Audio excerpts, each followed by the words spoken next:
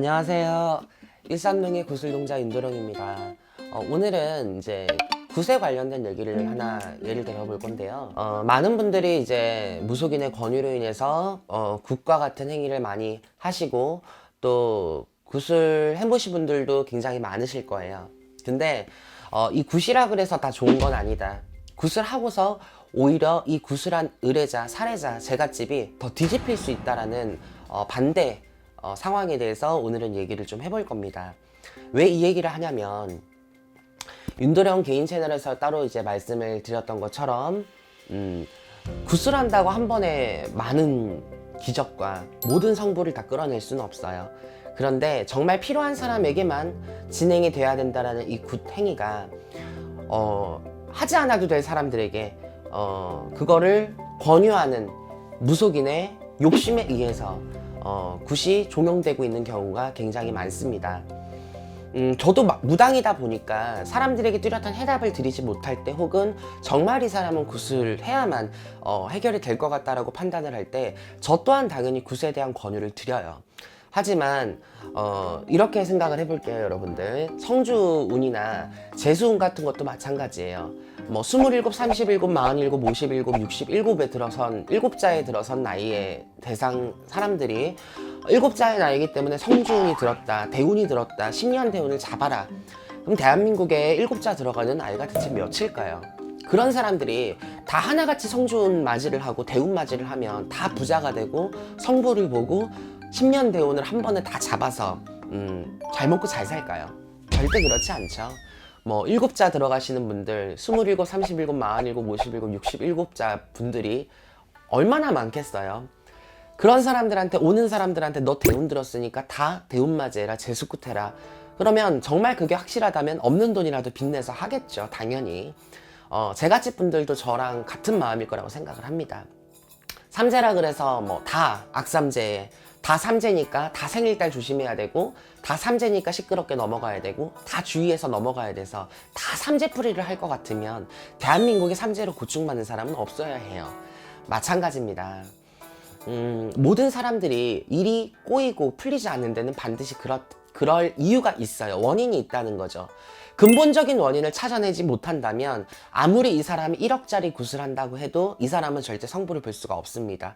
오히려 어정쩡한 금액과 어수선한 상차림으로 인해서 굿에 정말 이 흐리멍텅한 상황을 초래할 수 있어요. 조상도 건드려 놓고 이 집의 신도 건드려 놓고 제대로 조상에 대한 정리정돈과 가리를 분명하게 잡아놓지 못한 상태에서 마무리를 제대로 지어주지 못한다면 오히려 이 집은 굿을 한다 하더라도 제대로 된 성부를 보지 못할 것이며 더 큰 조건으로 갔을 땐 굿 자체가 뒤집힐 수가 있어요. 굿을 하고 나서 더 시끄러워졌다. 근데 실제로 이런 분들은 많아요.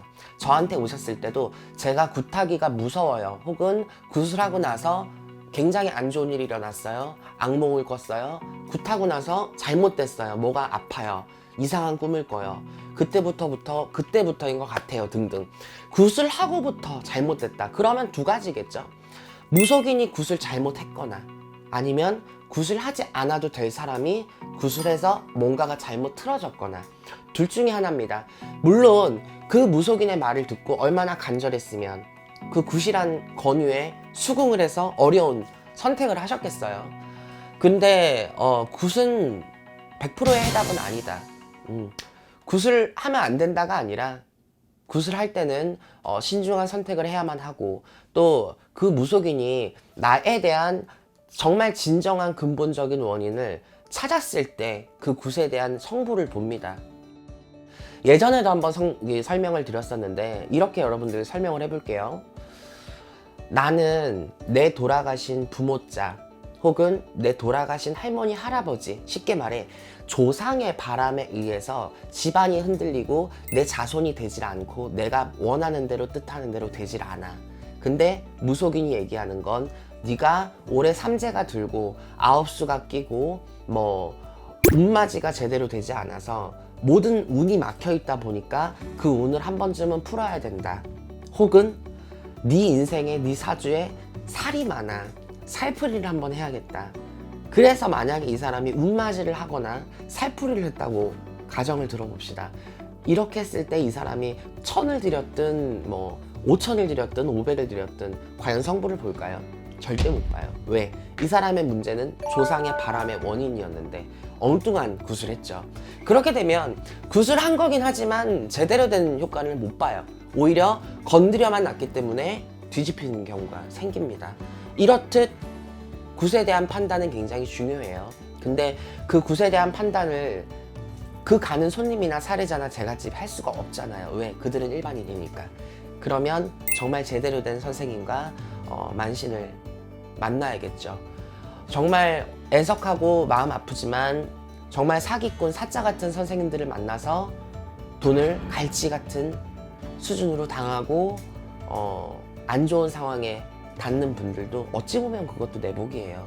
누구를 탓하겠어요? 내가 선택을 했는데. 하지만 오늘 여러분들께 드리는 이 말씀은 구슬하지 마라가 아니에요. 구슬할 때는 내가 정말 이 무당에게 내 가족의 일, 또 내 일을 맡겨도 될 만한 사람인가. 그리고 이 만신 선생님께서 나에 대한 그 모든 흐름과 모든 기륭 화복과 내가 걸어왔던 모든 파장과 왜 그럴 수밖에 없는지에 대한 기본적인 공감대를 원만하게 맞췄고 또 그거대로 어떻게 앞으로 해줄 건지에 대한 명확한 약속과 확답을 받았는가에 따라서 여러분들의 선택이 달라질 거라고 저는 생각합니다. 그러니까 여러분들 내가 너무 삶이 힘들고 어렵다라는 부분으로 지푸라기라도 잡은 심정으로 매달려는 보겠지만 그 답이 오리지널 굿이라는 명확한 해답은 아니라는 점 다시 한번 참고해 주셨으면 좋겠다라는 말씀 전해드리면서 다음 시간에 또 찾아뵙겠습니다. 감사합니다.